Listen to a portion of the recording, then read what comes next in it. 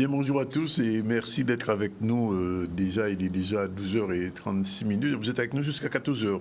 Aujourd'hui, on va recevoir au début deux femmes, docteur Frédéric Guérou-Boinama, bonjour. Bonjour.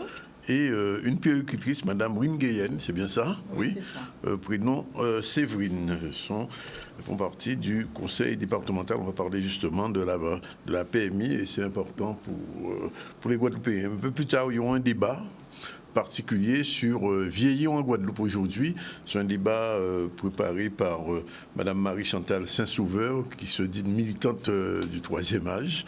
On verra avec elle Dr Moutsami, Madame Célia Déachir, Fred Catel, Vincine Berdin qui est retraitée, et bien sûr Marie-Chantal Saint-Sauveur, militante de l'âge, comme elle dit elle-même. On parlera un petit peu du vieillir, puisque c'est un pays où les gens sont en train de vieillir, et paraît-il, dans 20 ans, il y aura plus de seniors que de juniors. Bon, c'est à voir. Si en actualité, c'est convocation au MAC de Mme Lorella Rinson, elle était absente.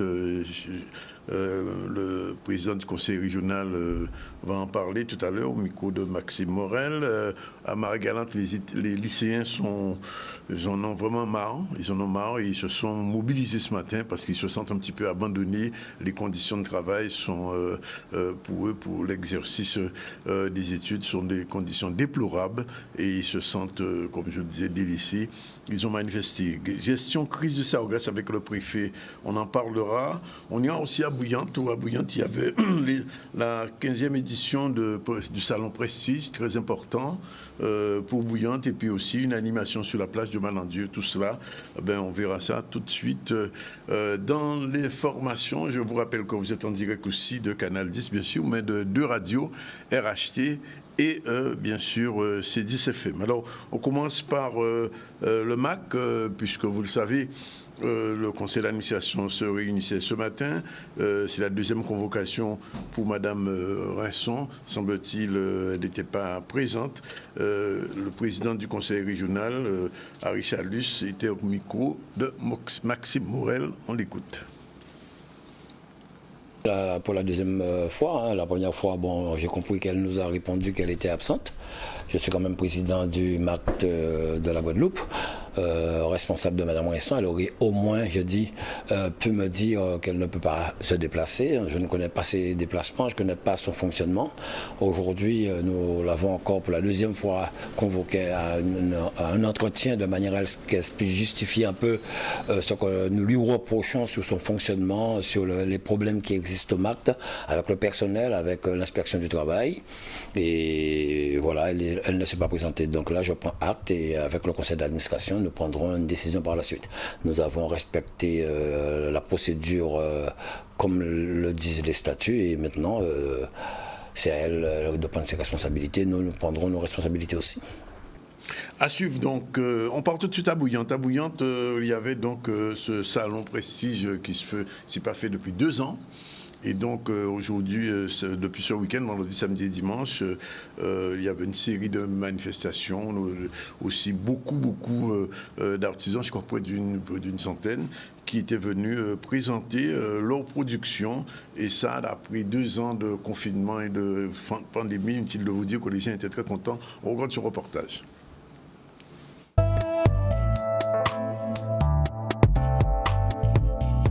Après le Covid, en 2020, on a eu la chance, juste avant justement, d'avoir réalisé la 14e édition, qui avait été un grand succès. Plus de 6000 visiteurs, si ma mémoire est bonne. En 2021, malheureusement, en plein Covid, on n'a pas pu faire travailler nos collègues artisans.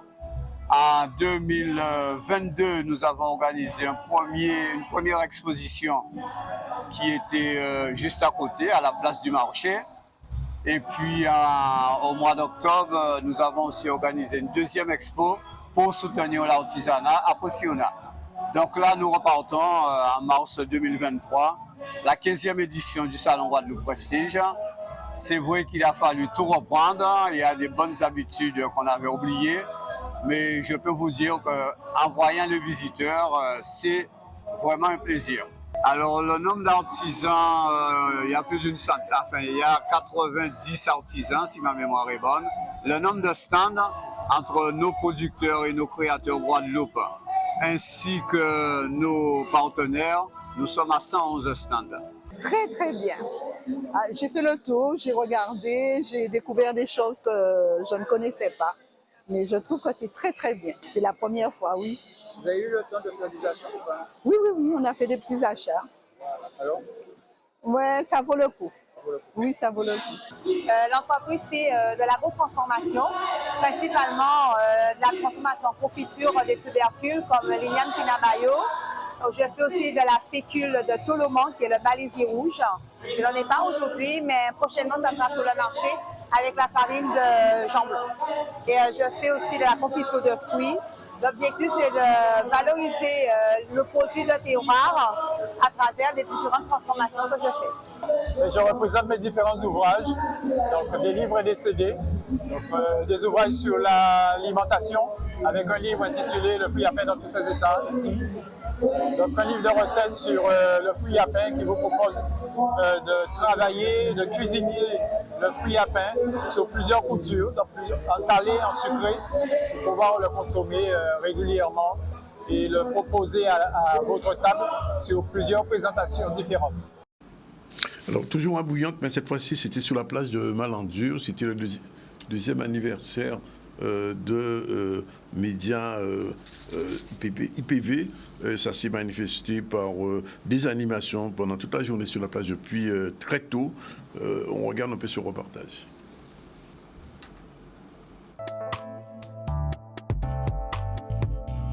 Mais parce qu'en lot, camarade TK dit nous comme ça, vini vrai, ça qui a passé à 6 plages d'hier. Et nous venons faire un constat qui a fait déjà 48 heures à peu près. Et ils dit nous constat qu'il y a dit mal à vie, nous regardons, ils ont travaillé depuis qu'ils ont venu si plage Guadeloupe, nous plage Malandur. Et nous dit qu'on ça si nous faisons fête, vu que nous sommes médias de la lutte, nous ne pouvons pas faire fête contre tout le monde qui a un anniversaire normal. Parce que c'est dans la lutte que nous y est. Donc il faut nous amuser avec camarades de nous à d'un côté qui est en Guadeloupe en nous et que Guadeloupe est qu'à trouver au pain, il va trouver pas en place à yo. Faut que nous savent que tout côté en Guadeloupe, nous en place en nous et c'est pour ça que nous rassemblons pas mal de monde aujourd'hui là assis ici là ça. Bon matin là depuis nous arriver, nous placer nous assis en bord et puis ces monde là qui étaient d'aide au moins 15 ans vrai là. Yo étaient présents et puis depuis yo vrai que nous rassemblés, nous avons fait un petit tour là aussi.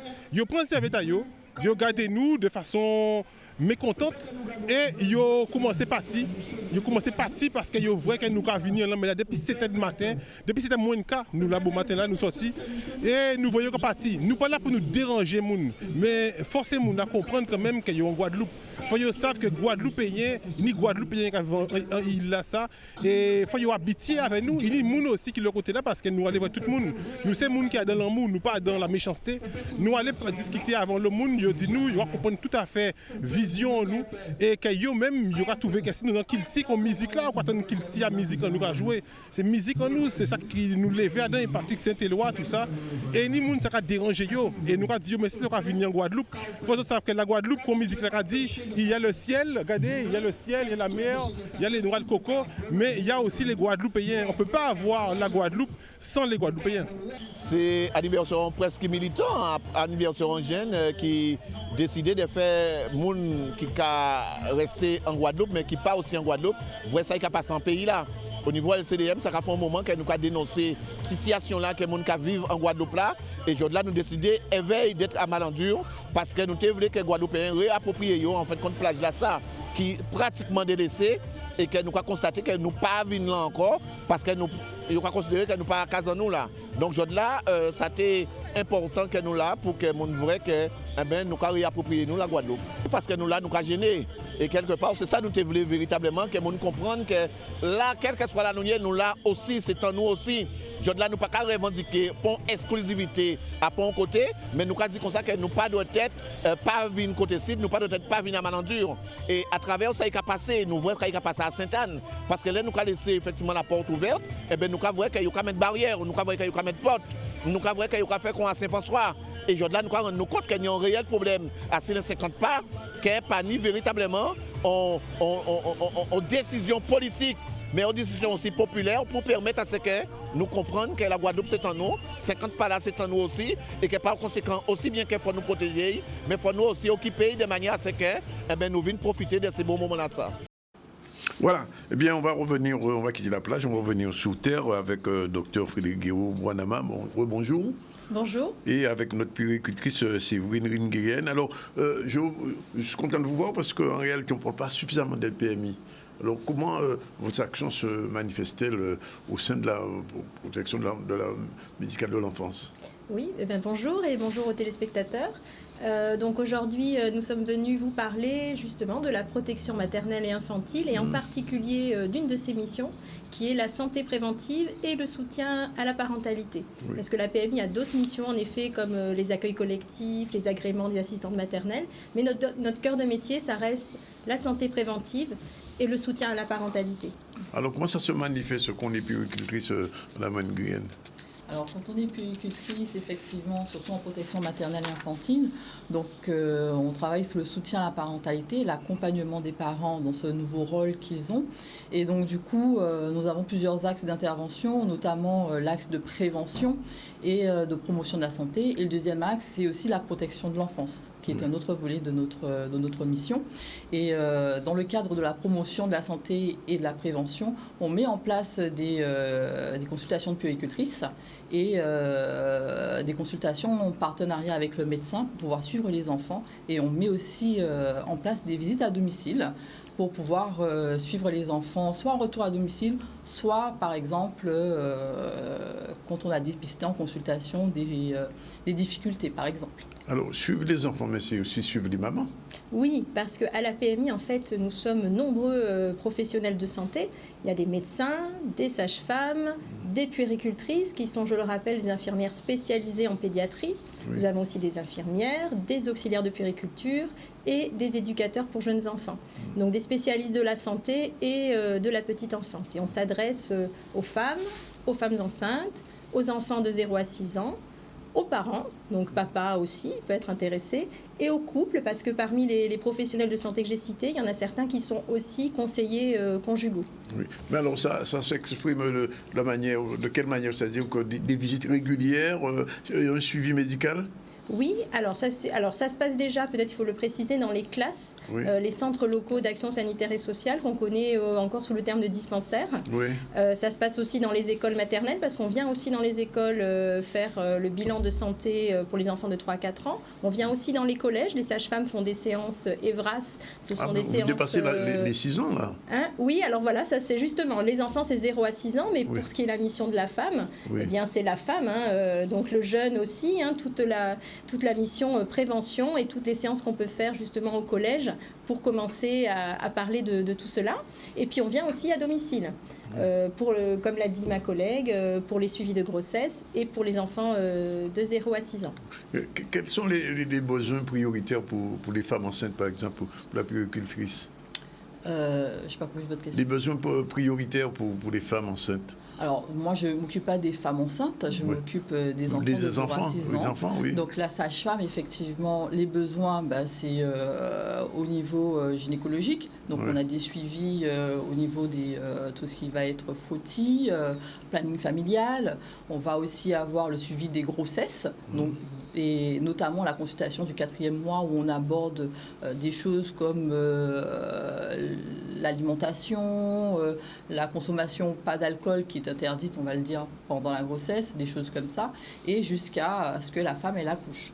Alors, les femmes qui vous regardent en ce moment, qui sont soit enceintes sur le point d'accoucher, qu'est-ce qu'elles peuvent faire? S'inscrire, prendre contact, comment ça se passe concrètement? Alors, il faut se rapprocher du CLAS de sa commune, sachant qu'en général, à part quelques exceptions, il y a un CLAS dans chaque commune. Oui. Donc, se rapprocher du CLAS et prendre rendez-vous. Pour la grossesse, c'est vrai qu'on réalise tous les examens obligatoires du suivi de la grossesse. Oui.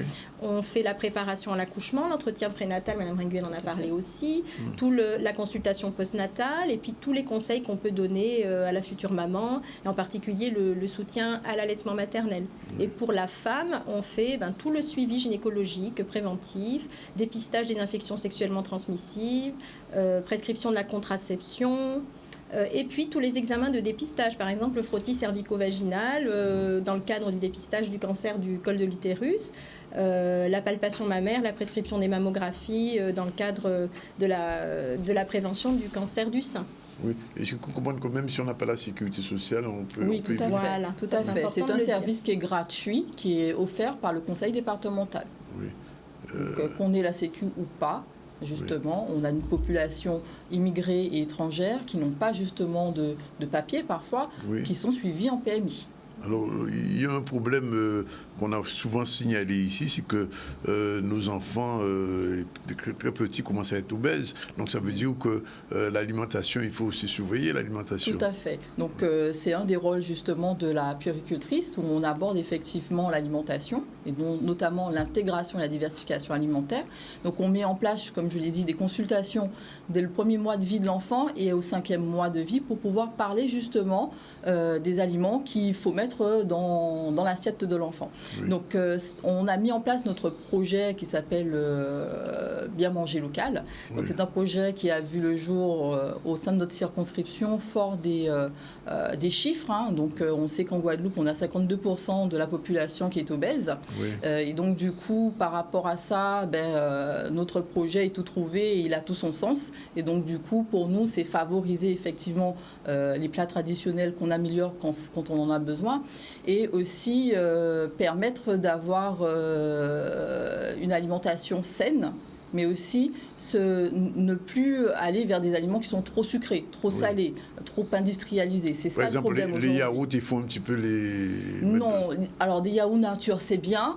Oui. Après, on peut effectivement agrémenter parfois, mais pas tout le temps.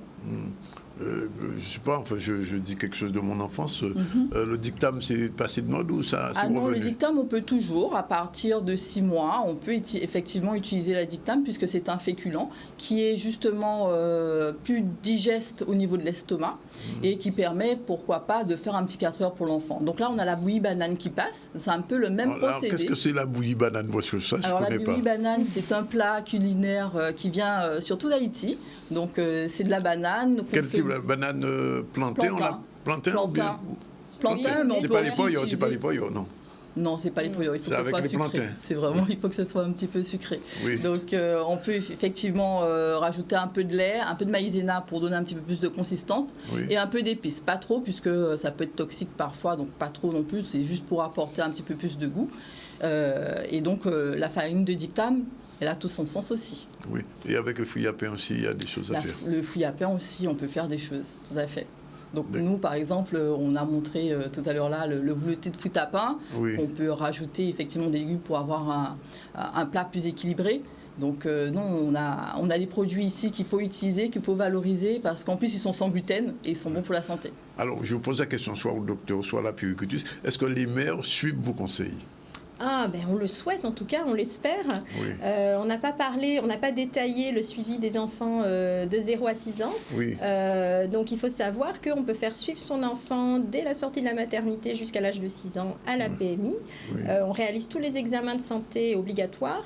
Et on peut vacciner aussi. Nous avons des vaccins à disposition dans les classes gratuitement. Donc pour les personnes qui n'ont pas la sécurité sociale, il faut le savoir, c'est important. Et on donne donc tous les conseils dont on a parlé tout à l'heure, en particulier l'alimentation. Oui. Et c'est vrai qu'on a beaucoup de conseils à donner parce qu'il n'y a pas de diplôme pour devenir parent. Oui. Et donc les parents ont toujours beaucoup de questions.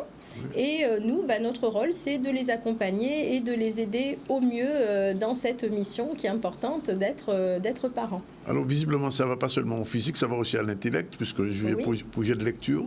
Oui, projet lecture. Alors, on essaie de développer de nombreux projets de prévention à la PMI. Donc, on a parlé du projet alimentation, on a bien mangé local, mais on a développé aussi d'autres projets, donc comme le projet langage et lecture, parce qu'on souhaite en fait éloigner un petit peu les enfants des écrans. Oui. Hein. On sait que les enfants, ils sont beaucoup, les adultes aussi, on est tous sur les écrans. Bien sûr. Et les enfants le sont aussi énormément. Donc l'idée, c'est d'expliquer aux parents que c'est important de s'adresser à son enfant, de communiquer avec lui, de lui parler, de lui raconter des histoires. Et donc, on peut utiliser comme support le livre. On peut le faire sans le livre aussi. Hein. Mais le livre, c'est vrai que c'est un bon support. Ça intéresse les enfants. Donc, on a développé à la PMI, déjà, on donne des livres. Voilà, c'est ça. Le conseil départemental édite des livres que l'on peut donner à la PMI. Donc, ce sont des livres qui... c'est un projet qui a été initié depuis quelques années. C'est le projet Tout Petit Cali aussi du conseil départemental. Et on favorise, en fait, la culture créole. Donc, ces livres-là, pour ne citer que ceux-là, ça va être des Andoli Mandémaillé ou alors Timon en moins qu'a grandi, des choses comme ça, qui sont en fait issus d'auteurs guadeloupéens et qui valorisent notre culture à nous. Donc à l'intérieur de ces livres, on a un petit guide à destination des parents pour leur permettre de lire, pour apprendre à lire avec leurs enfants, lire et raconter des histoires. C'est un véritable dispositif tout ça. Oui, on fait beaucoup de choses à la PMI. Non, visiblement, je suis agréablement surpris d'entendre toutes ces choses qui se mettent en place et ça fonctionne bien. Ça fonctionne très bien, oui. On met en place d'autres actions et on a mis en place une action récemment aussi qui s'appelle Art à la PMI avec une artiste que vous connaissez peut-être qui s'appelle Céline Bernabé, une artiste peintre, photographe, comédienne, qui est venue exposer ses œuvres sur les temps de consultation infantile, qui a passé un temps avec les mamans qui le souhaitaient, un temps d'échange. Et à l'issue de ce projet qui avait pour but d'apporter un petit peu de rêve, d'évasion aux parents, à l'issue de ce projet, le but c'est de créer des petits ateliers de peinture pour les parents intéressés. C'est intéressant. Alors, j'ai quand même envie de poser la question, je sais pas, à la puéricultrice ou au docteur. Est-ce que les femmes guadeloupéennes ont décidé d'avoir plus qu'un enfant et demi? Alors c'est une question qui est un peu difficile parce que c'est vrai que notre population elle est surtout étrangère, donc du coup la question elle est donnée, mais nous à notre niveau on ne pourra pas y répondre parce que du coup c'est pas trop notre population. On fait un peu plus d'enfants en Guadeloupe que par rapport aux chiffres métropolitains. Je crois qu'on est à 2,7 ou 2,5 enfants. Donc on est encore un petit peu plus, mais en tout cas, comme vous l'avez dit au début de l'émission, en Guadeloupe, la population est vieillissante. On a de moins en moins de naissances. Donc ça, c'est vrai que c'est une préoccupation. C'est une préoccupation. C'est étudié cette question aujourd'hui. En tout cas, c'est une préoccupation, elle mérite d'être étudiée, mais en tout cas, le constat est là. Il est vrai qu'à l'heure actuelle, on a de moins en moins de naissances, on a beaucoup de départs aussi de la Guadeloupe, donc on a une population qui diminue et qui vieillit à l'heure actuelle. On m'a même laissé entendre que les femmes étrangères avaient plus d'enfants que les Guadeloupéennes. Alors ça, je ne pourrais pas donner, je n'ai pas les chiffres. On n'a pas de chiffres. Mais c'était au-delà de 2, c'était au-delà de 2, quelquefois 3 enfants. Oui. Mais les femmes guadeloupéennes font aussi encore des bébés. Voilà. Donc après, faire le distinguo entre les femmes je pense qu'il faudrait avoir des chiffres pour ça, mais là, on ne peut pas s'avancer sur ça parce qu'on n'a pas de chiffres. Bien sûr. Et donc, toute cette mise en place qui fait, ça date de combien de temps, tout ce travail que vous faites là? Écoutez, le travail, tu parlais du projet lecture. Le projet lecture, en fait, il existe déjà depuis 2016, déjà avec le projet Tout Petit Cali aussi. Et nous, on l'a approfondi, puisqu'il faut savoir qu'on fait aussi le don d'imagier, le don prêt, bien sûr, pour stimuler le langage au niveau des enfants pour lesquels on décèle des petites difficultés et pour permettre aux parents de passer du temps avec leurs enfants.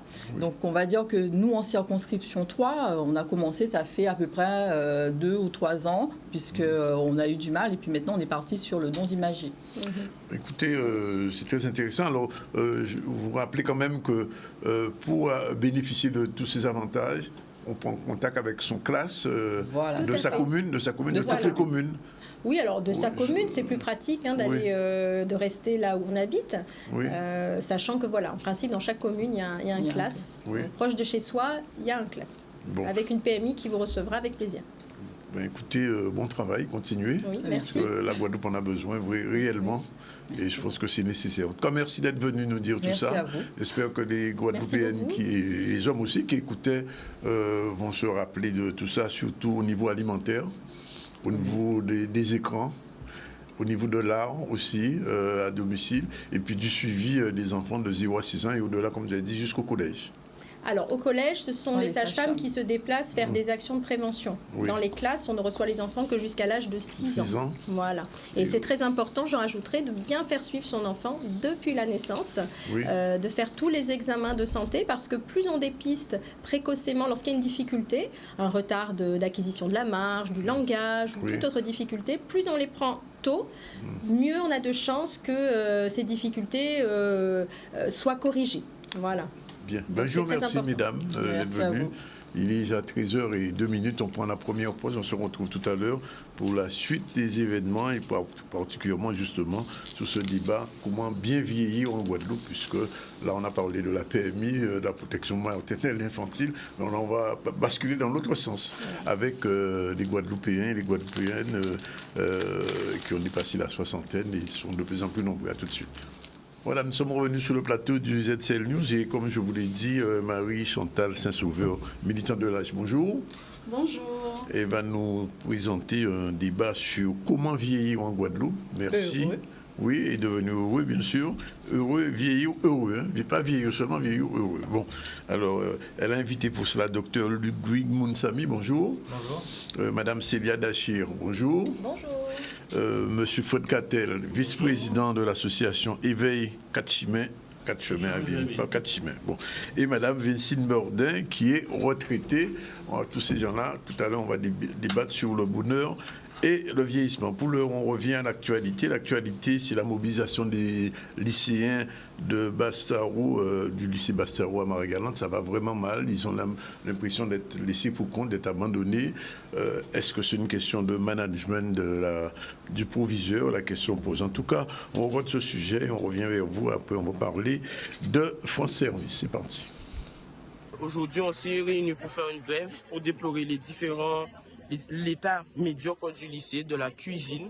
Et je vais commencer tout simplement par la cuisine, qui est en fait en travaux depuis depuis 2022, les grandes vacances de 2022.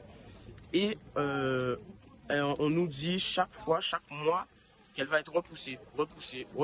Là, le dernier mot qu'on a eu, c'est qu'à la rentrée, elle va être finie.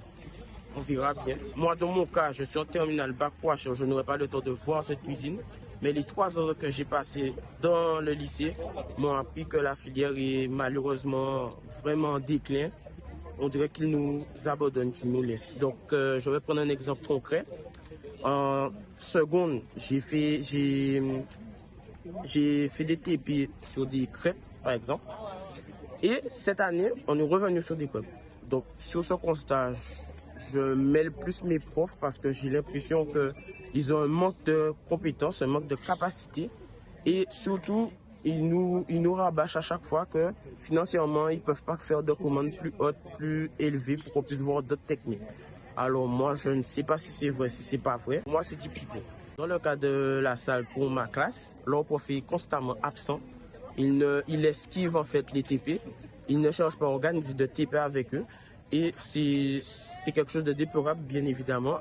Et quand il est en cours avec eux, il fait que raconter sa vie. Il ne veut pas approfondir sur les techniques, pour les apprendre autre chose. Donc, tout ça fait qu'on est obligé de tout apprendre en stage. Et que même quand on arrive en stage, ils nous demandent qu'est-ce qu'on connaît. On se retrouve sans rien, quoi. Par exemple, si on nous demande de faire des filets, on ne peut pas, on ne connaît pas. On est obligé d'improviser ou carrément de demander à notre tuteur comment faire le filet. Donc vous voyez, 3 ans dans une filière dans laquelle on est censé connaître les filets de levier, un filet par exemple, on n'a rien. C'est déplorable et pour moi c'est quelque chose de... Voilà. Et c'est pour ceci qu'aujourd'hui on fait la grève. Bien. Visiblement, il maîtrise bien le sujet. Et donc, les dirigeants, les responsables du lycée Bastaro devront, je pense, revoir un peu leur copie. Bien, alors on va entrer tout de suite dans le cœur du sujet qu'on a prévu sur comment vieillir en Guadeloupe. Alors, Madame Saint-Sauveur, c'est le deuxième débat qu'elle nous fait l'honneur d'organiser. Et cette fois-ci, on avait vu un petit peu la situation des personnes âgées il y a quelques semaines, quelques mois de ça. Et là, cette fois-ci, on peut vieillir heureux, c'est ça? Je pense que oui, mais nos invités nous en diront un peu plus tout à l'heure sur le sujet. Vieillir, c'est vivre, et il s'agit de vivre heureux. Donc, comment faire? Que faut-il faire? On va en débattre. Il y a des recettes? Des recettes, je ne sais pas s'il faut appeler ça comme ça, mais il y a des conditions qui doivent être remplies pour que l'on se sente heureux de vivre, même en avançant en âge. Alors, je vais prendre à l'envers. Si vous avez souhaité organiser ce débat, c'est que vous avez le sentiment que les gens ne vieillissent pas heureux? Pas que j'ai le sentiment qu'ils ne vieillissent pas heureux, mais je rencontre des situations où beaucoup pensent le vieillissement en termes de maladie ou de mort. Négativement, quoi. Négativement. Oui. Donc voilà, il s'agit aujourd'hui d'en débattre, d'avoir des témoignages. Nous avons avec nous 2 personnes qui ont avancé en âge. Tout à fait. Nous souhaitons en savoir plus grâce à leur expérience. Et puis, par ailleurs, les connaissances des professionnels.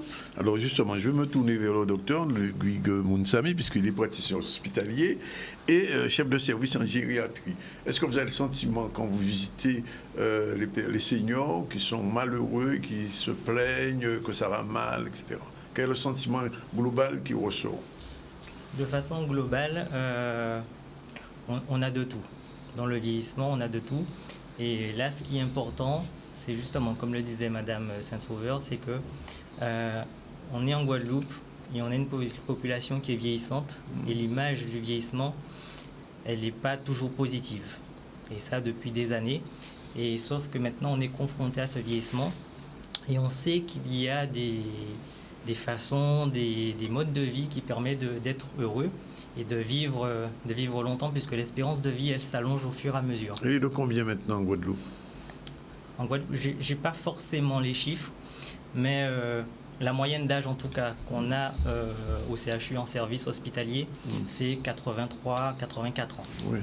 Et il y a beaucoup de centenaires en Guadeloupe maintenant. Il y a beaucoup de centenaires et c'est l'exemple des centenaires. Vous avez très peu de centenaires qui arrivent, donc on a jusqu'à 100 ans et qui sont pas heureux. En général, quand ils arrivent à cet âge-là, c'est qu'ils ont bien vécu et qu'ils ont encore une vie, donc on a épanouie, heureuse, qu'ils sont bien entourés. Et c'est là où on veut mettre un point d'honneur sur ce vieillissement, que quand on est bien entouré, quand il y a une bonne hygiène de vie, on peut faire des choses et on est heureux. Alors, je me tourne vers Madame Bordin, elle est retraitée. Est-ce que par rapport à la façon dont a vécu votre mère, j'imagine, qui était âgée, j'imagine aussi, et vous sentez que c'est la même chose, mais qu'est-ce qui a changé?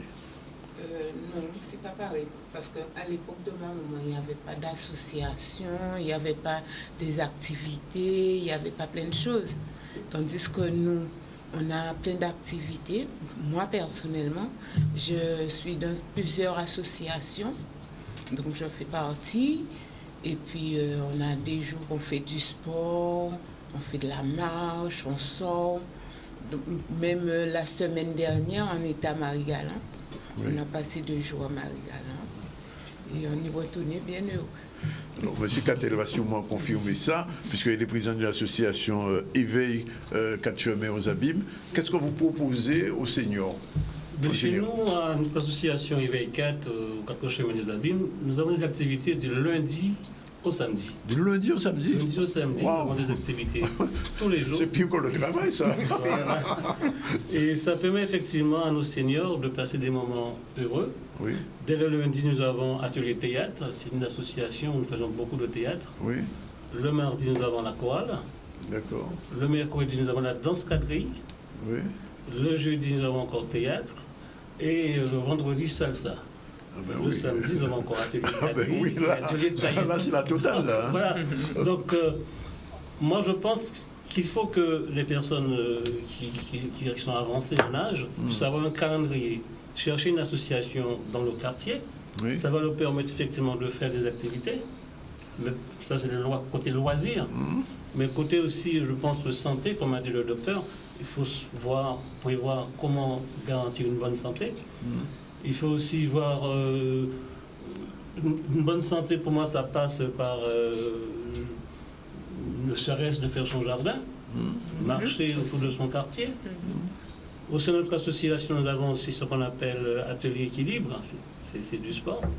Atelier mémoire, ça permet aussi de garder la mémoire assez éveillée. Et tout ça, c'est fait dans l'association pour permettre effectivement de passer des moments heureux. D'accord. Je me tourne vers la neuropsychologue Sylvia Dachir. Quel est le mental de la personne âgée aujourd'hui? Puisque on vient d'entendre que Madame Bordin qui disait que c'est plus pareil par rapport à ce que sa mère a connu. Alors, moi, je dirais que du coup, l'idée serait de se challenger pour bien vieillir. C'est-à-dire, comme disait Madame Saint-Sauveur et docteur, ce regard en fait positif que l'on doit avoir en fait sur ce passage, ce moment de la vie, ne doit pas être vu comme en fait une somme d'incapacité, d'impossibilité, comme une souffrance, quoi. Voilà. Mais au contraire, nécessité du coup de remanier certaines choses pour pouvoir aborder les possibles. Et du coup, forcément, si je remanie et que j'aborde les possibles, eh bien, forcément, j'ai une vision beaucoup plus positive et j'aurai envie d'y aller et du coup, je serai heureux de vieillir. Donc, c'est un apprentissage qui, à mon avis, c'est un apprentissage de toute la vie, en fait, hein, pour aborder pas à pas, en fait, ce moment de l'existence, en fait, pour aussi, du coup, aborder cette idée de je remanie ma propre vision du monde et mon propre rapport à ce monde, moi qui change, en fait, tout au long de cette vie. Mais alors, comment agit le psychologue, neuropsychologue avec ces personnes? Alors, du coup, le psychologue, neuropsychologue, il a deux casquettes. Du coup, il y a l'aspect cognitif, dont monsieur a parlé, sur les aspects de la mémoire et la cognition, c'est-à-dire pouvoir dire aux gens, ben, effectivement, le vieillissement, il y a des changements physiologiques. Voici les changements que vous aurez au niveau donc, de votre cognition, de votre mémoire, vos difficultés d'attention et comment on peut aménager en fait pour pouvoir être moins gêné dans le quotidien. Donc ça, c'est cet aspect cognition. Et puis, sur le plan, j'aurais dit, psychologique, psycho-émotionnel, eh bien, je trouve qu'il est intéressant de faire une petite relecture de sa vie, ce qu'on a fait, ce qu'on n'a pas fait, ce qu'on aurait voulu faire, et du coup, ce qu'on peut faire. Donc, il n'est jamais trop tard. Il n'est jamais trop tard. C'est vraiment ça. Il n'est jamais trop tard. D'accord. Alors, justement, je me tourne vers Madame Saint-Sauveur, qui se dit militante de l'âge, puisqu'elle a un certain âge aussi. Comment vous avez gardé tout ce dynamisme pour pouvoir organiser des débats, nous suggérer des choses comme ça? Parce qu'il faut dire que je lui rends grâce, parce que c'est grâce à elle, c'est ce deuxième débat qu'elle nous propose et que j'accepte avec sympathie. Qu'est-ce qui fait que?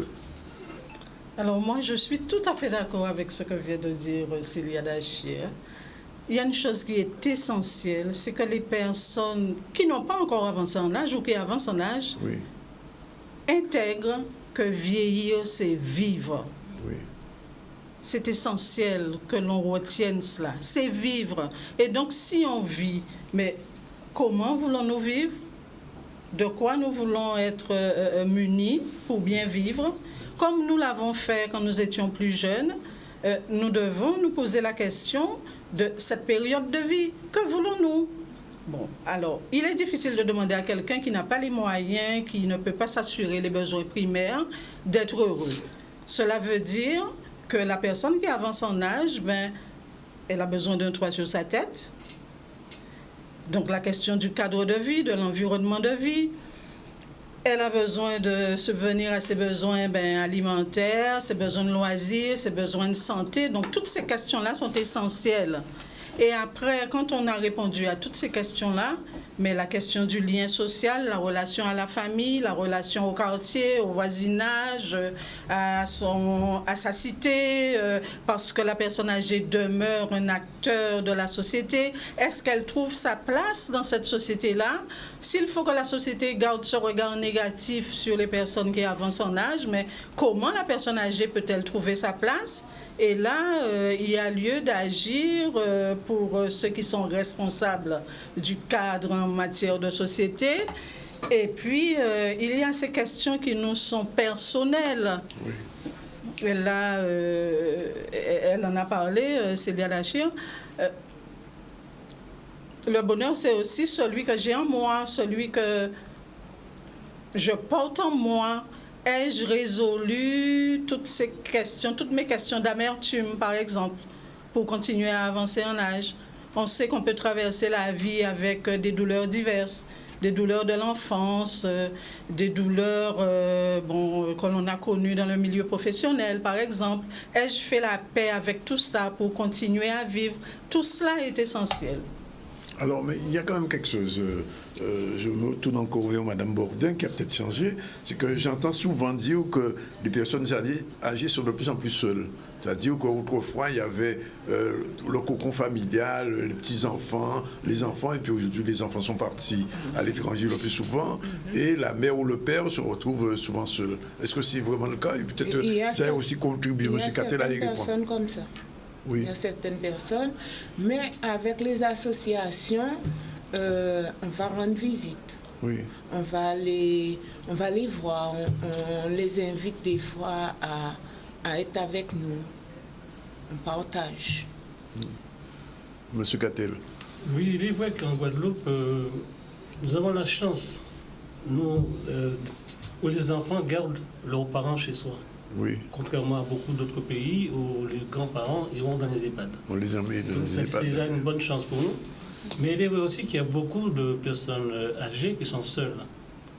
Et même au sein de l'association, voilà pourquoi nous avons tant d'activités. Ça nous permet de ne pas rester devant la télé chez eux, mais de venir partager des moments assez conviviaux. Par exemple, tous les deuxièmes mercredis du mois, on fait un repas. Ces personnes peuvent venir et participer. Comme elle a dit tout à l'heure, ma collègue à côté, qui est aussi associative, on a une marche dimanche pour passer la journée sur une plage.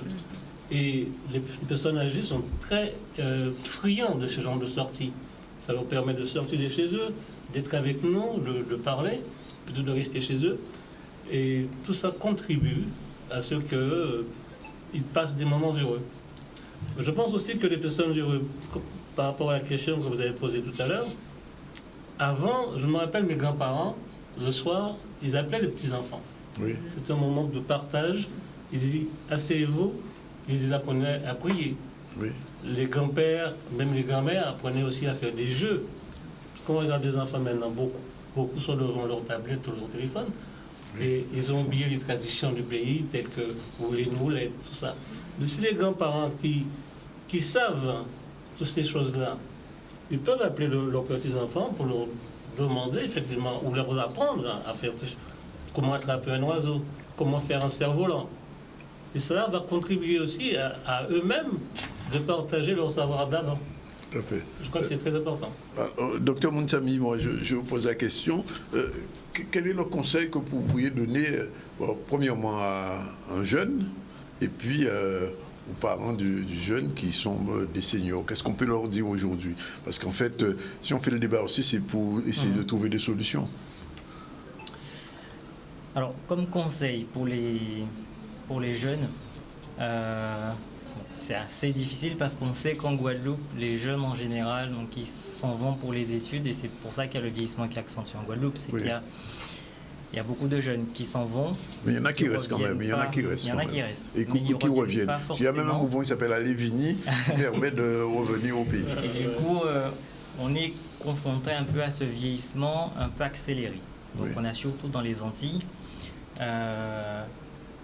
Et donc, pour le jeune, en termes de conseils, ce qui est important, c'est vraiment le lien social, le lien familial, puisque déjà dans la thématique du débat où c'est vieillir en Guadeloupe, on a déjà les aspects du vieillissement et la partie où on est heureux, tout se passe dans la tête. Et on le voit bien en général, même dans les consultations pour la mémoire, dès que quelqu'un, quel que soit son souci, se sent bien dans sa tête, il y a beaucoup de soucis qui s'effacent au fur et à mesure et ça débloque pas mal de situations. Et donc on revient toujours sur les règles du bien vieillir, qui sont des règles assez simples qu'on néglige et qui sont juste avoir une bonne hygiène de vie. C'est-à-dire donc on a bien manger, sortir, s'aérer, avoir un entourage soit familial, des amis, donc on a être dans des associations, puisque c'est ce qui marche bien en Guadeloupe, comparé aussi à la métropole par exemple, c'est que il y a beaucoup plus d'isolement en métropole, beaucoup plus d'admission en EHPAD, mais parce qu'en fait on a encore en Guadeloupe cette culture où on est ensemble.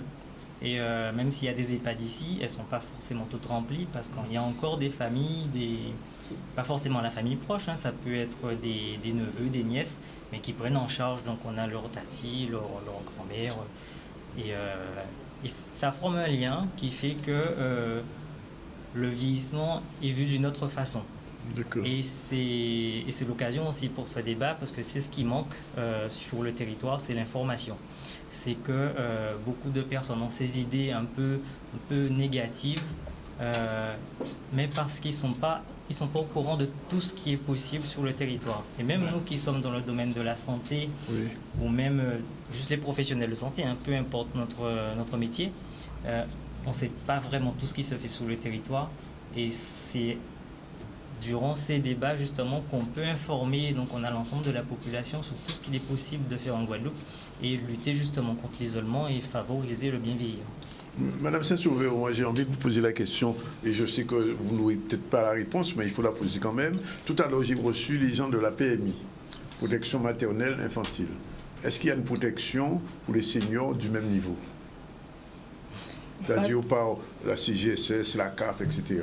Qu'est-ce qu'on propose aux gens qui sont à la retraite ou qui ont dépassé même l'âge de la retraite? Pas une protection, mais il y a une politique du vieillissement qui est mise en œuvre et chacun, dans le cadre de ses compétences, la sécurité sociale de son côté, pour laquelle les publics, ce sont les personnes âgées autonomes.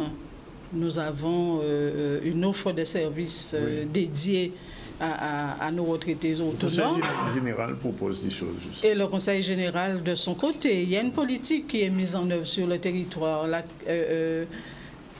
Le hic, on va dire, c'est peut-être une insuffisance. Il faudrait peut-être aller plus loin, renforcer les moyens, s'assurer qu'aucune personne âgée, aucune personne ayant avancé en âge ne reste en dehors du système. Parce qu'aujourd'hui, c'est vrai que nous pouvons encore nous satisfaire d'être un peu mieux que la France parce que nous avons une autre culture, mais nous voyons de plus en plus des personnes âgées qui errent dans les rues quand même. Des hommes, des femmes qui sont en manque de soins. Voilà, nous avons des personnes âgées qui, personnellement, j'en ai rencontré, qui viennent à l'occasion des rencontres que nous faisons. Et on sent bien qu'il y a quelque chose qui ne va pas sur la question sanitaire, la question de l'hygiène, voilà. Ou même de l'habitat, quelquefois. Oui, de l'habitat énormément. Oui. Donc, il y a encore quelque chose à faire et qui nous n'avons pas encore réussi. Monsieur Cattel, les associations, enfin votre association, vous avez les moyens suffisants? Parce que le sécasse des abîmes, vous êtes comme il faut, parce que Mme Guiogou est avec vous pour vous soutenir. Effectivement, par exemple, la semaine dernière, nous avons eu notre assemblée générale, et il y a Mme Mounier qui est venue nous dire ce qui existe pour les personnes âgées. Oui. Donc, on va de plus en plus prendre son attache pour mettre en place des choses, parce qu'il faut savoir aussi que les personnes âgées doivent s'accommoder aussi à notre nouvelle méthode de communication qui existe maintenant. Oui. C'est vrai que Avant, ils ne connaissaient pas ce qu'était Internet, WhatsApp. C'est pour ça qu'on a mis en place aussi, au sein de l'association, un atelier de informatique. formation, oui, pour aider. Voilà. Oui. Et on demande aux jeunes aussi, bien que les personnages doivent leur montrer des choses, mais à eux aussi de montrer à leurs grands-parents ces méthodes d'informatique qui existent maintenant, de communication qui existent maintenant. Parce qu'ils ont besoin, comme le monde a évolué, tout passe maintenant par Internet. Donc on est obligé de vivre avec notre temps aussi. Oui. Voilà, c'est un peu ça. Alors moi j'ai envie de vous demander à Sylvia Adachi, quels sont les conseils qu'on peut donner, parce qu'on est là aussi, pas seulement faire l'état des lieux, mais essayer de trouver un début de solution pour les gens qui nous écoutent, parce qu'il y a des personnes qui nous regardent, aussi cette émission, on n'est pas beaucoup de gens de ces âges-là, et ont besoin de conseils. Qu'est-ce qu'on peut leur dire? Alors moi je dirais, du coup pour rebondir sur ce que monsieur disait, qu'il ne faut pas se laisser dépasser. Alors souvent on entend c'est plus de mon temps, mais non, mais c'est plus de mon temps. Mais en fait votre temps il est où? Il est maintenant en fait. Donc aujourd'hui c'est WhatsApp, c'est toute espèce de biais qui se sont développés avec la pandémie, etc. Eh bien je me mets à la page et je reste curieux. Alors on vous a pas dit, on vous a pas dit d'être les premiers sur TikTok, les premiers sur Instagram avec je ne sais combien de followers. Non, c'est pas ça. Mais restez quand même toujours curieux de ce qui se passe dans votre temps, puisque vous êtes toujours là aujourd'hui maintenant. Donc on ne peut pas se laisser. Voilà, vous êtes vivant, on ne peut pas se laisser dépasser en fait. Et justement, le fait de maîtriser l'outil informatique, notamment le smartphone ou toute espèce de gadget qui arrivera, si ça me permet de m'ouvrir vers ce monde, eh bien je l'utilise comme tremplin pour m'ouvrir dans ce monde, vers ce monde en fait. Et c'est comme ça que je ne me laisse pas dépasser. Je suis dans le temps, je vis avec mon temps en fait. Et je pose la question à Mme Bourdin. Vous avez un téléphone portable? Oui. Vous utilisez l'Internet aussi? Ah ben on est là, comment dire. Vieillir, c'est vivre. Mais oui, non, mais Elle prend sa place. Et toute personne qui avance en âge doit prendre sa place dans la société. Tout à fait. Je suis là, j'existe. C'est vrai, je suis vieux, vieille, j'avance en âge. On dit même plus je vieux, suis senior. Mais pourquoi ne pas dire vieux? Vieux, c'est pas négatif.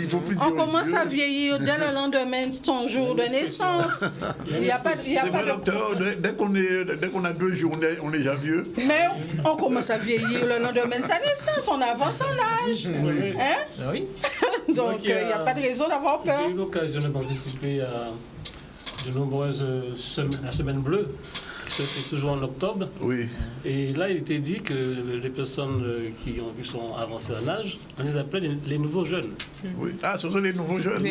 Ça, c'est de l'agisme. C'est la culture du jeunisme. Et c'est de l'agisme. C'est pas mauvais quand même de penser C'est comme de ça. l'agisme. Oui ou non, Psy? Je dirais que justement, en fait, non. En fait, mentalement, je n'ai pas à penser que je suis jeune puisque ce n'est pas le cas. Mon corps me dit que ce n'est pas le cas. Donc, en fait, je dois par contre, être en cohérence, en concordance avec ce que je vis et accepter par contre ce que je vis. Ça, c'est un autre travail. Mais me dire, ah bah oui, je suis jeune, j'ai un style de jeune, etc. Non, ça c'est... Je ne pense pas que ça soit la solution, puisque, en fait, dans la réalité, le temps passe quand même. Et j'ai peut-être une ride, et le corps, etc. Les changements apparaissent quand même. Donc, bon, c'est plutôt un leurre de se dire je suis jeune parce que on m'a dit que j'ai le même regard. Hein, il peut transpercer autant que quand j'avais 40 ans, quand j'avais 30 ans, le même sourire, j'ai le cœur qui bat toujours autant. Je suis vivante, mais mon corps me dit chaque jour que je ne suis pas la même. Mais alors, il y a un sujet, il est un petit peu particulier, mais enfin je pose comme la question, c'est le problème de la sexualité des mais bien sûr. Alors comment vivre sa sexualité quand on est senior, quand on est un vieux, comme on dit, là où on vieillit. La mise en œuvre de la politique du vieillissement prévoit des ateliers sur la sexualité, sur l'affection des seniors. Hein. D'accord. Vivant, je suis vivant. Après, je peux tomber amoureux, je peux décider de me remarier si le premier ne s'est pas bien passé, voilà, nous avons rompu, nous avons divorcé, ou alors je suis veuve, je peux me remarier, je peux refaire ma vie, je retombe amoureux, amoureuse, je continue à aimer, je suis vivante, j'ai un cœur qui bat.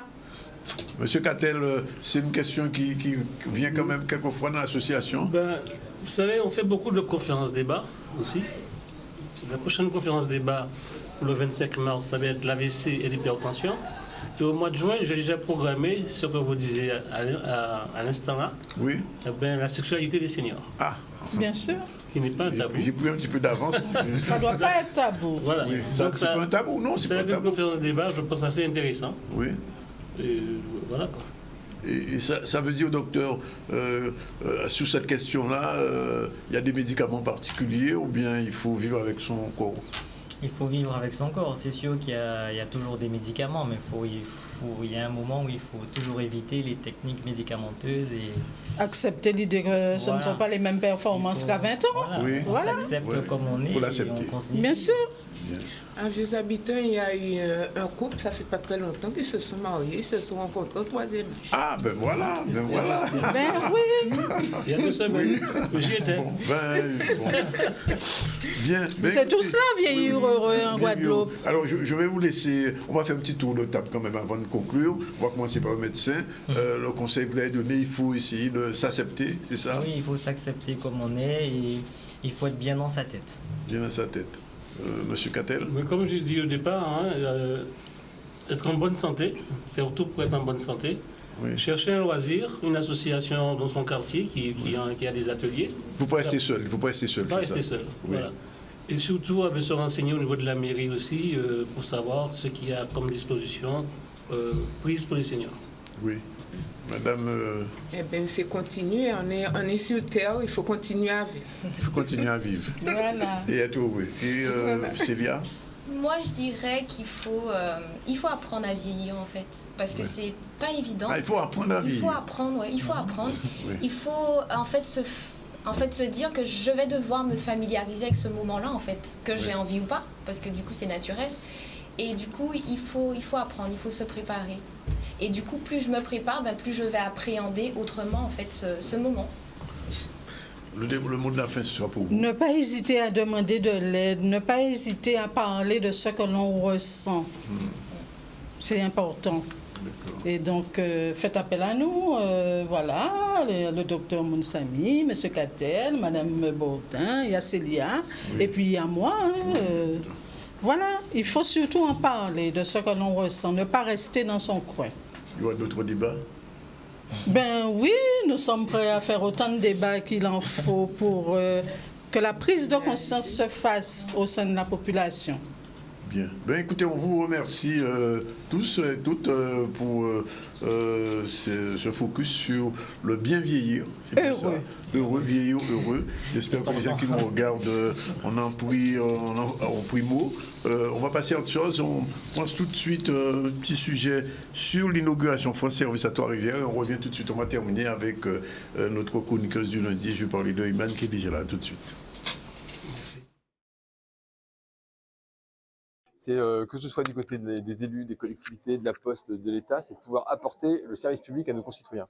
Et ça, c'est fondamental. Ce que j'ai dit dans l'introduction, c'est qu'on aura beau effectivement avoir des politiques publiques, faire de l'administration, si on n'est pas capable d'apporter cette administration, d'apporter ces services aux gens qui en ont besoin, finalement, ça ne sert pas à grand-chose. Et donc, le rôle des France Services, c'est ça, c'est ce dernier kilomètre des politiques publiques. Voilà. Et donc ça, pour ça, c'est vraiment des institutions très importante. Et en plus, en Guadeloupe, on est vraiment en avance.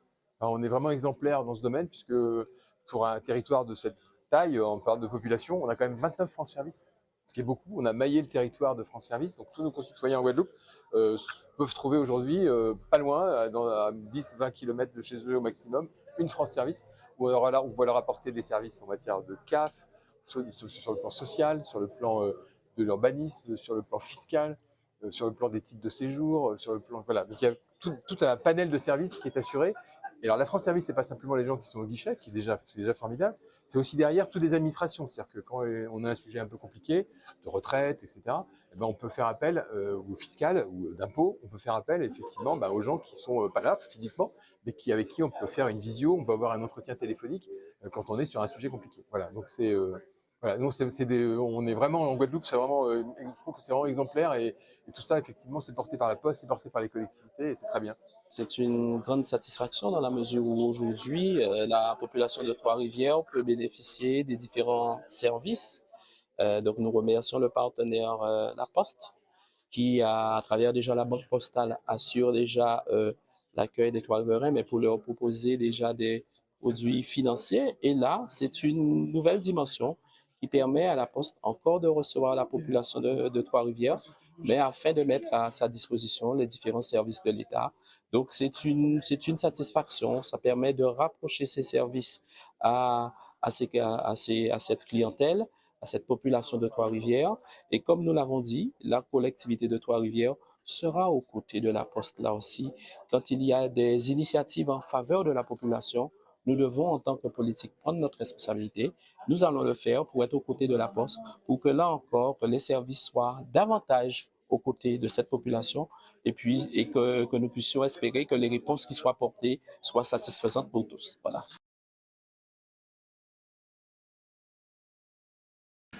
Voilà, c'est la deuxième pause et on se retrouve dans un instant avec Iman qui est déjà là. Bonjour Iman. Bonjour Dani. Ça va, elle est en rose, comme une fleur. Bon, à tout de suite.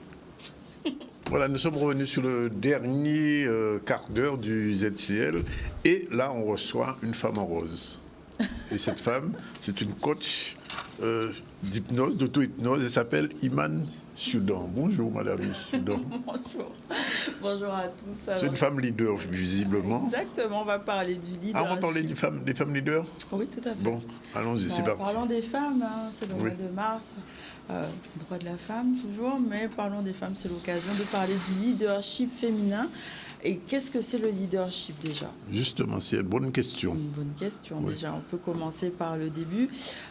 Donc, avoir les visuels en même temps. Donc, le leadership, c'est quoi? C'est la capacité de leader, de guider, d'inspirer, d'insuffler une énergie qui permet d'atteindre des objectifs. Donc, ça peut être à la fois professionnel, mais ça peut être aussi personnel. Comment je peux être leader de ma vie personnellement et me mettre dans une énergie de réussite et de succès dans ce que je veux entreprendre. Oui, donc c'est le cas d'Iman. J'incarne ce leadership, n'est-ce pas? Oui, tout à fait. Je confirme. Tu confirmes, c'est bien. Donc, c'est pas forcément inné, c'est quelque chose dont on peut avoir besoin d'apprendre, surtout dans des entreprises, parce que ça ne signifie pas forcément imposer aux autres sa façon de faire ou qu'on est au-dessus de quelqu'un. En fait, le leadership, c'est pas avoir plus de pouvoir que quelqu'un, mais c'est plutôt avoir un rôle de guide, de prise de conscience, d'inspiration pour les autres, de donner envie, de diffuser une énergie, voilà, qui propulse et qui permet d'avancer. Donc, il y a une façon de faire qui peut être féminine typiquement, et c'est ce dont on va parler aujourd'hui, parce que souvent on parle de leadership au masculin, de sa capacité à agir, d'être dans l'action, d'avoir des résultats, d'être dans cet esprit de compétition, et c'est utile parce qu'on en a besoin en fait de cette énergie-là, mais aussi d'avoir cet aspect féminin. On va en parler un peu plus tout à l'heure. Donc quelles seraient les étapes en fait déjà d'un leadership non genré, on va dire? Ce serait déjà de voir les choses telles qu'elles sont, donc pas pire, pas meilleur, et pour avoir une vision claire et clairvoyante en fait de la direction dans laquelle on veut aller. D'imaginer aussi sa vision, de voir qu'est-ce qui est bon pour soi, mais pas que, pour les autres aussi, parce qu'on est dans un système, donc on n'est pas seul dans la vie, on fonctionne ensemble, donc qu'est-ce qui est bon aussi pour les autres, et de pouvoir, la troisième étape, ce serait de rendre les choses de la façon dont on souhaite. Donc ce seraient les étapes un peu essentiel pour développer son leadership. Et pourquoi leadership? Parce qu'il y a des gens qui suivent et il y a des gens qui lead. C'est ça l'idée.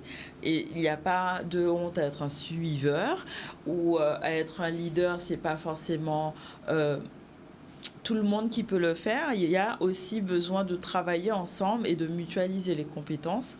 Et chacun a sa place et chacun a sa mission. Et c'est important de pouvoir avoir une clarté d'esprit sur ça.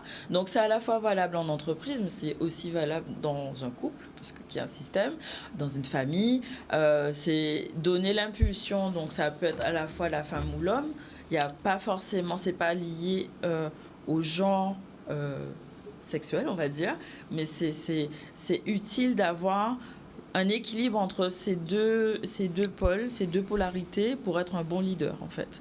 Et on va parler de ça. C'est quoi les énergies yin et yang?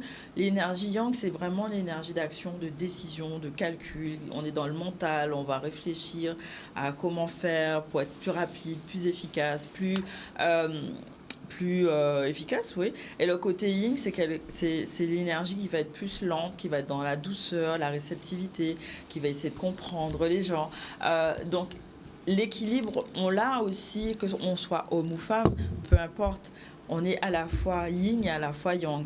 Et comment ce côté yin, donc de douceur, il est plus prégnant chez la femme. Donc, comment on va utiliser ces énergies-là? C'est ce qu'on va voir par la suite à travers les différentes énergies. Donc, il y a différentes énergies féminines, la lenteur, la vulnérabilité, le lien, la douceur, la créativité. Et donc, c'est important de pouvoir utiliser en fait ces énergies-là dans sa façon de faire, à la fois professionnelle et familiale. Donc, on va voir les différentes étapes en images. Alors, le slide d'avant. Voilà. Donc, comment utiliser la lenteur? La lenteur, ça va être un moyen d'introspection pour avoir une meilleure compréhension de soi, de son fonctionnement, comprendre ses croyances, ses peurs. Donc, je vais utiliser l'énergie de la lenteur dans le sens de je rentre à l'intérieur de moi pour être dans cette lenteur intérieure, vraiment. Comment aussi je vais pouvoir utiliser mes émotions, donc conscientiser mes émotions, accueillir à la fois les miennes et celles des autres pour être dans la compréhension de ce qui se passe chez la personne et pouvoir mieux appréhender l'écoute et la communication. Comment je vais utiliser ma vulnérabilité, c'est-à-dire le fait d'ouvrir mon cœur dans une situation pour me permettre de susciter à la fois l'émotion chez l'autre et trouver des connexions avec sa propre histoire pour me permettre justement après de réunir en fait les forces parce que je me reconnais, je suis humain, elle est humaine et ça me permet de fédérer plus facilement en fait et de créer du lien, trouver quelque chose en commun, une valeur commune qui va me permettre justement de rameuter les foules et d'avoir plusieurs personnes qui vont pouvoir me suivre. Donc les énergies de la douceur, ça va être pas forcément être dans le pouvoir, mais suggérer les choses, donner envie d'écouter. Alors, c'est pas forcément le bon slide, mais c'est pas grave. Et utiliser ma créativité. Donc, la créativité, ça me permet d'ouvrir les possibles, de chercher des pistes. Et on est très forte pour ça, c'est vrai. Les femmes sont très douées sur la créativité, trouver des solutions différentes, chercher des opportunités partout, en fait. Voilà. Et utiliser aussi la réceptivité, accepter de recevoir plus que de donner, accepter les succès, les feedbacks, les conseils. Voilà, on peut utiliser l'énergie aussi de la flexibilité, comment être souple avec sa famille, son équipe, pour faire face aux imprévus. C'est aussi être dans la fluidité, la flexibilité. C'est important d'utiliser toutes ces énergies-là pour justement parler avec confiance, avec assurance, utiliser toutes les forces qui sont en notre possession, aussi utiliser les forces des gens qui sont à nos côtés pour prendre des décisions qui permettent justement d'atteindre les objectifs et de prendre sa place et de donner aussi aux autres l'occasion d'être inspirés par notre position qui soit positive et efficace. Voilà ce que je pouvais dire. Alors, comment utiliser dans une situation clé, par exemple, on peut avoir éventuellement la dernière slide qui permettra de voir un exercice pratique. Voilà. Un exercice pratique, donc il y a beaucoup de textes, vous n'êtes pas obligé de regarder, vous pouvez prendre une photo éventuellement pour après pouvoir l'appliquer. Alors, dans une situation, par exemple, qui peut poser problème. Utiliser l'énergie féminine au service de son projet, ça va être par exemple de suivre ces petites étapes. Donc, savoir quelle est la situation qui bloque au sein de son travail, qu'est-ce que ça fait de se sentir bloqué et quelles sont mes impressions, comment je me sens par rapport à cette situation, qu'est-ce que ça veut dire pour moi, quelle est l'émotion qu'il y a derrière, savoir du coup dans quelle situation j'aurais aimé être, quelle aurait été la situation idéale pour moi pour me sentir mieux, pour me sentir vue, entendue, qu'est-ce que j'aurais eu besoin de faire et voir en fait entre la situation qui est actuelle et la situation idéale que je souhaite, quel est l'écart et qu'est-ce que je peux en mettant mon ego de côté, en me pardonnant sur ce que les exigences que je peux avoir sur moi, en mettant ça de côté, quelle est la situation positive, quelle intention positive il y a derrière cette situation et comment moi je peux contrebalancer les choses pour y voir quelque chose de positif, une solution qui me permettra de résoudre cette situation-là. Donc c'est des petites étapes qui peuvent permettre justement d'accueillir son énergie féminine et de mettre après en action les solutions qu'on aura pu voir émerger, donc d'utiliser son énergie masculine pour justement agir et mettre en mouvement et débloquer les situations qui peuvent poser problème. Voilà, c'est un petit Alors, exercice. moi j'ai une question quand même. Oui. Est-ce que le leadership masculin est idem au leadership féminin? Masculin, ça veut dire qu'on va utiliser que le mental, l'action, on ne va pas être à l'écoute de son émotion, de sa personne et on va justement être dans un leadership qui ne sera pas positif. Enfin, pour moi, oui. Parce le leadership masculin n'est pas positif? Non, parce qu'on est dans une querelle de pouvoir, en fait. C'est plus de l'ego. On est sur le mental, on va pas embrasser les deux. En fait, chaque personne dans son corps a les deux, plus et moins. Yin et le yang. Yin et yang. Donc c'est trouver l'équilibre. Pour être un bon leader, que ce soit homme ou femme, il faut être dans son équilibre en fait. Bien, on a tout dit. Merci Madame la leadership woman. On va revenir sur le début du ZCL. On a reçu en début Frédéric Guéraud-Bounama et Madame Sylvine Ringuyen. Pourquoi? On a parlé de la mission de santé de soutien à la parentalité, c'est-à-dire la PMI des enfants de 0 à 6 ans et même au-delà. Et ils ont donné toute une série de conseils, notamment des conseils alimentaires. Alors je le rappelle quand même pour les parents qui n'étaient peut-être pas au début. La bouillie banane pour Timona 6 ans, gyromonade pour Timona 6 mois et 6 mois et plus. Aussi, et ça là, sauce à pois pour Timona 1 an et plus. Voilà des recettes parce que pourquoi nos enfants sont désormais malheureusement obèses très tôt parce que comme on dit trop bitin doux, trop bitin salé. Donc tenez compte de ça. Ensuite, on a reçu bien sûr pour le débat Madame Saint-Sauveur. Elle est venue avec des gens intéressants, le docteur Louis Mounsami, la psychologue Sylvia Dachir, Fred Cattel, vice-président de l'association Ivalcat, et une retraitée, Vincine Bordin. Et on a parlé, être heureux et vieillir. Vieillir en étant heureux. Et ils ont donné la preuve, puisque Madame Bordin nous a dit qu'il a vécu tout bonnement, semaine passée, combien de jours galante. Enfin bref, la vie est intéressante. Fred Cattel, le vice-président de l'association, aussi a expliqué que son association était dynamique. Et du lundi au samedi, il y a une manifestation entre salsa le samedi, théâtre le jeudi, théâtre le mardi, lundi, initiation à l'informatique, etc. Effectivement, aujourd'hui, être une personne, un senior, ce n'est plus un handicap, il faut le vivre comme étant quelque chose de tout à fait normal, et c'est normal. Et puis, on a reçu, bien sûr, le leadership féminin, mais avec qui? Avec Iman, bien évidemment. Et en ce qui concerne l'actualité, nous sommes allés faire un tour d'abord à la deuxième convocation au MAC de Mme Lorena Rinson avec le président Chalus, Ipavine, ça a fait la deuxième fois qu'il a convoqué Ipavine. Maxime Morel était là. Les lycéens de Marie-Galante du lycée Bastarou sont en grève, ils ne sont pas contents, ils sont maltraités, ils se sentent délaissés, donc ils ont décidé de monter au créneau et de demander des explications aux responsables de cet établissement. Nous sommes allés aussi à Trois-Rivières, il y avait une inauguration de France Service, et puis nous sommes allés faire un petit tour à Bouillante. Pourquoi? Parce qu'il y avait une animation pour le 10e anniversaire de Canal+, Canal Plus 97, et aussi parce qu'il y avait la 15e édition du salon Prestige Guadeloupe. Voilà, c'est fini pour aujourd'hui. La réalisation est assurée par Yann avec Talina à la Sistana, et puis nous on vous salue, on vous dit à demain à la même heure. Et on salue Iman une dernière fois qui joue dans son portable, mais elle ne joue pas dans son portable, elle sourit. Voilà, c'est fini pour aujourd'hui. À bientôt pour un débat. On peut dire déjà un petit mot là-dessus? Oui, on peut déjà en parler. On va déconstruire le concept du poteau mi-temps. Du poteau mi-temps. Voilà.